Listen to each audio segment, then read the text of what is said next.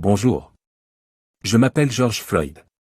Le 25 mai 2020, dans le trait arriéré Far West américain, Derek Chauvin m'a tué en écrasant ma nuque pendant 9 minutes jusqu'à l'asphyxie. Dès le lendemain, les 4 policiers impliqués sont limogés, et Derek Chauvin est inculpé pour meurtre. Un an plus tard, il est condamné à 22 ans de prison. Ces suites sont absolument inconcevables en France, la prétendue la très raffinée, patrie des droits de l'homme. Que se serait-il passé si j'avais été tué en France, par un policier français? Si Derek Chauvin, l'homme qui m'a assassiné, était un policier français, il serait syndiqué à Alliance Police Nationale ou à l'UNESA Police. Sa victime aurait probablement été un arabe, avec un nom à la Naël Merzouk ou Edi Rouaba, bien qu'en France, s'appelait Cédric Chouviat ne prémunisse de rien. Il aurait perpétré son meurtre cagoulé, comme une vulgaire crapule, sans numéro d'identification. Son nom et sa photo n'auraient jamais fuité dans la presse, et quiconque les aurait diffusés aurait été poursuivi en justice et condamné à une peine de prison.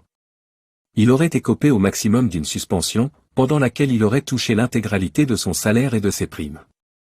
Sa suspension aurait déclenché non pas des manifestations massives contre les violences policières et le racisme endémique, comme cela s'est passé aux États-Unis, avec une prise de conscience jusqu'au sommet du pouvoir, mais une fronde de policiers factieux.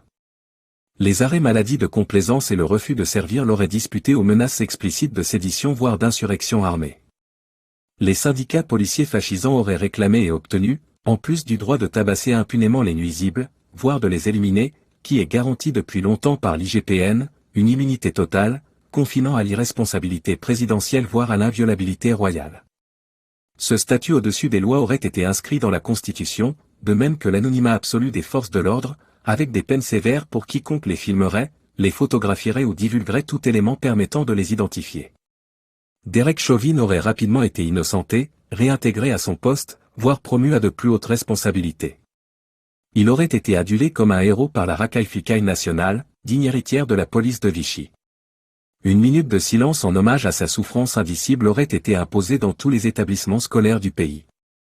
Il aurait été reçu par Gérald Darmanin, digne héritier de Pierre Laval, voire décoré de la Légion d'honneur par Emmanuel Macron, digne héritier de Pétain. Il serait millionnaire, voire multimillionnaire, du fait des cagnottes en ligne lancées par des folliculaires et des collectes organisées dans tous les commissariats et postes de police de France, et relayées avec ferveur par les médias réactionnaires. Quant à moi, George Floyd, j'aurais été diffamé, calomnié, traîné dans la boue. Des crimes et délits imaginaires m'auraient été rétroactivement imputés et docilement colportés par les journalistes et autres chiens de garde du pouvoir.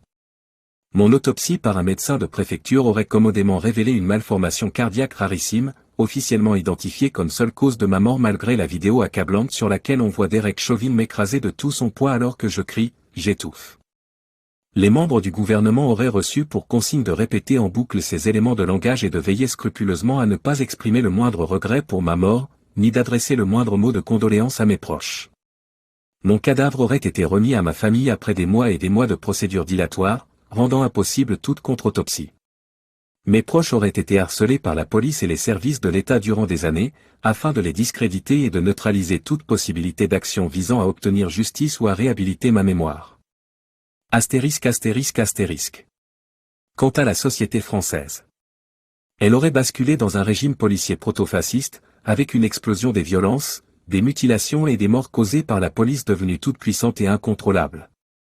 La sécurité des policiers eux-mêmes aurait été grandement compromise du fait d'une augmentation des agressions à leur encontre, la population s'étant convaincue que la seule justice possible face à la maréchaussée est celle qu'on se fait soi-même. Astérisque astérisque astérisque. Heureusement, tout cela n'est que de la fiction.